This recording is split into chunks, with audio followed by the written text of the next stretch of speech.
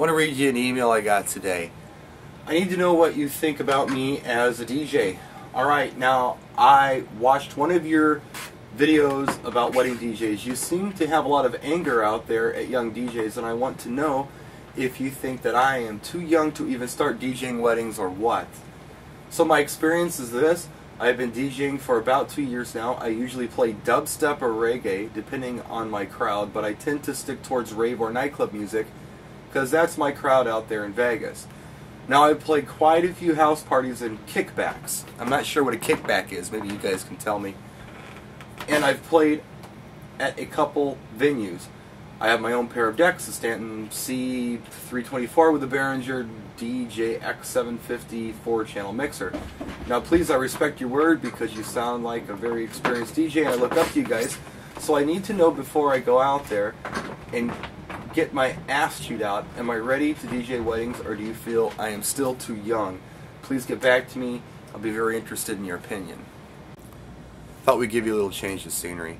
We don't know how old you are because you didn't let us know in your email, and I didn't throw your name out there because I didn't want to call anybody out. So we really can't judge you on age, which is not really what I want to do anyway. I don't want to judge anyone on age. I want to judge them on maturity, expertise, and whether or not they really should be out there, period. A lot of young people shouldn't be out there. Some can handle it. I think there are credibility issues that kids run into, young teenagers who go out there to try to do a wedding reception, and the adults look at them like, ah, it's a little kid, we're going to walk all over him. Not only that, but 9 times out of 10, probably, the kid has no idea what he's doing anyway. He can play the songs that he likes and his friends like, but doesn't really know a lot of other music. Now this isn't all kids. This is a majority of kids, though. There are some kids out there who really have it together. And if I ever have seemed angry in videos at kids in general, I'm not. I think kids should be doing this. And it's the young DJs who should be breaking new ground and teaching us old people how to do things. Unfortunately, I don't see a lot of that. I see most of us older guys showing the younger guys what's what. But, yeah, I mean, you need to look at this like this particular person who emailed me. Reggae, dubstep, club. Alright, great. Do you know music from the past 6 decades? 50s, 60s, 70s, 80s? This last 2000s, whatever we called this last decade? Do you know this music? Do you know all of it? Or just some of it? Here's the thing, when people throw out a request, let's say someone asks for a song from the 50s, they want to hear some 50s music, and they ask for Rock Around the Clock, maybe. I mean, everybody kind of knows that song. And if you don't, shame on you. A DJ who knows what they're doing is going to be able to play off of that request. This is something that Jay Brandon told me a while back, and I never really thought of it this way, but now I kind of do. Being a good DJ isn't knowing that somebody wants to hear Rock Around the Clock. It's what to play 2 songs before Rock Around the Clock and 5 songs afterwards. It's all got to be a flow. It's got to be a dance. You've got to not only take care of the people who want the 50s music, but you got to take care of the people who want to hear Rihanna and that kind of stuff too. And somehow you've got to keep it engaging and interesting enough where everyone kind of gets involved or isn't left out for too long of a period at a time. There's a lot involved with this. So you got to ask yourself some questions. Do you know the music? Do you understand people of all ages and walks of life? I mean, generally. Obviously, you can't know everyone. But to be general, do you understand what your parents like and what your grandparents like and what your neighbors like and what the guy down the street likes and what your teacher likes? Do you really know? I mean, if someone told you that they liked Rod Stewart, what would you do? Would you just play a whole bunch of Rod Stewart songs, or would you know artists that are kind of like Rod Stewart and play to him? We call that programming. And that, I think, is really what makes a great wedding DJ, or just a DJ who plays to a variety of people. Not necessarily weddings, could be any kind of party, or even like a bar or lounge atmosphere. It's knowing how to program these people, and knowing what works well with what, or what's like what.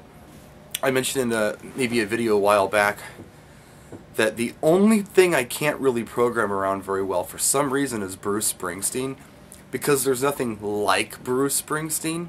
I mean, there's other rock, I guess, but I don't know, I have a hard time building up to Springsteen and then playing something after Springsteen that makes sense. I somehow pull it off, but it's hard to do. There are some artists that are just like that. They're not like anyone else.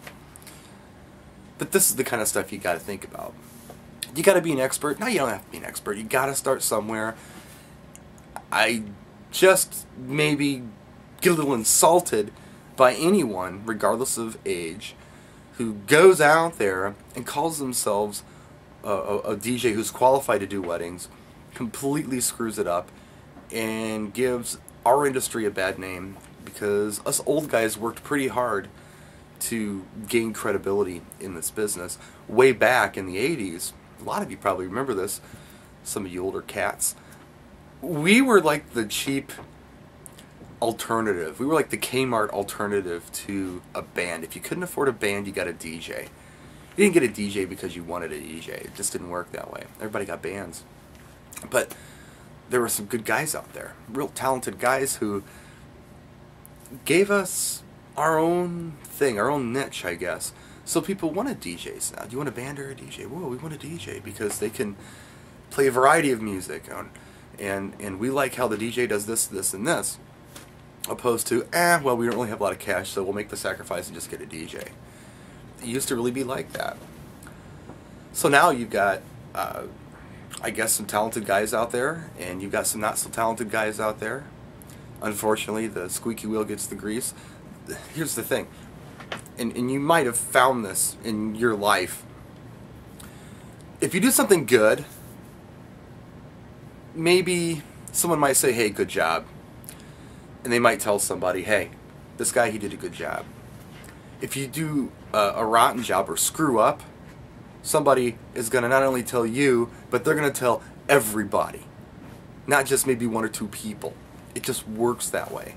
So when you mess up out there as a wedding DJ, word can get around, oh man, these wedding DJs, they're getting really bad. I saw this guy, and they tell these stories to everyone. It's just unfortunate that that's how things work. And it just kind of gets bad for us. But anyway, I don't know. I'm not the expert on this. I'm not one to tell you if you're qualified to do weddings or not. This particular person who emailed me sounds like they're really up on new dance music of several different genres, but maybe, I don't know, they didn't mention anything about any other kind of music or playing for any other age groups or demographics. And when you're dealing with wedding receptions, you're playing for all demographics. The one thing you don't do very often at weddings, and if you do, it's one or two tracks and it's towards the end of the night, is breakout club music. And that's just such a small part of it. And you can usually get away with having no club music at a wedding. And you can usually get away without mixing it all at a wedding. I mix at weddings, and there's a big debate about that now, whether you should or should not mix at weddings. I think it depends on who you are as a DJ, and I think that you should know how to program first and then worry about mixing. That's big with me. A lot of people will, know how to mix well. They mix in their bedroom, and I guess technically they do fantastic. I mean, technically the mix worked. It's on beat, but then what happens is when you go out in the real world, not only do you have to do a mix on beat, but you have to do a mix that people will like and understand and say, ooh, that was kind of cool, or oh, that worked. In fact, some of the best mixes are mixes people don't even know happened. It just blends so nice. The beat is continuous, so the dance floor is continuous. Sometimes what happens, or has happened to me, like way back, you'd accidentally get dead air for some reason. When your decks didn't play, whatever. Gives people an excuse to sit down. If the beat's consistent, people just tend to stay out on the dance floor, and that's where beat mixing is good for a wedding. And most of the beat mixes I do, most of the time, I'm extending loops at the end or at the beginning, and people don't really say, ooh, that was a mix. It's just like, the beat's continuous. This is kind of cool. This doesn't sound different than what I heard on the radio necessarily. And if it does, I can't tell what's different about it. but it flowed nice. And that's kind of wedding mixing. It's different. I don't know, sometimes. Sometimes I'll show off. I'll get a little crazy with it late in the night. When I got them, in, right in the palm of my hand, I'll have a little fun with them. But yeah, for the most part, I'm not trying to be Mixmaster Bri at a wedding. It just doesn't work that way. You want to be Programmer Brian and play for everybody and keep things nice and smooth and keep a good continuity throughout the night. And then as far as gear goes, which is the last thing I'll talk about in this video, who cares, man? I mean, honestly, yeah, I like gear. I'm not a gear whore per se. There are gear whores out there. I'm not that guy. I like good quality equipment.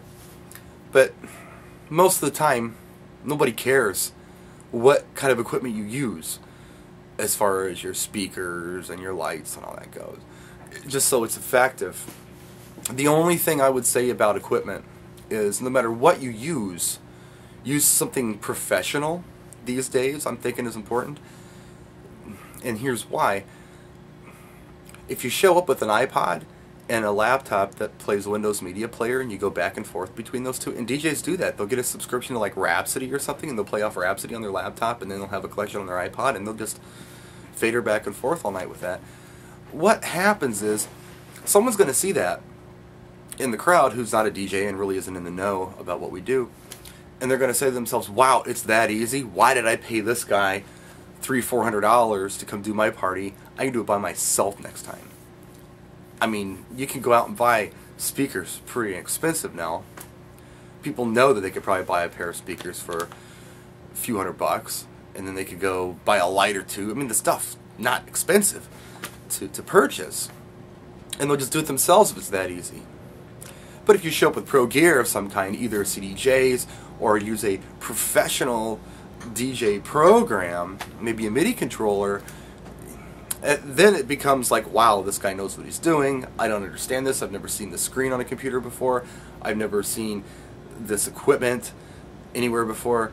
And wow, it sounds good. And hey, this is science fiction. I don't know anything about this. So I guess that's the only thing I would say. It doesn't have to be uber expensive stuff. It just needs to look like something that you couldn't just throw together out of pretty much anybody's household inventory of things. Laptops, iPods, things like that. Anyway, I'll stop this video now. Please let me know what you think of what I'm talking about right down here in the comment section. I'll try to get more videos out this weekend. And if I don't, happy Thanksgiving to you all. Practice and enjoy.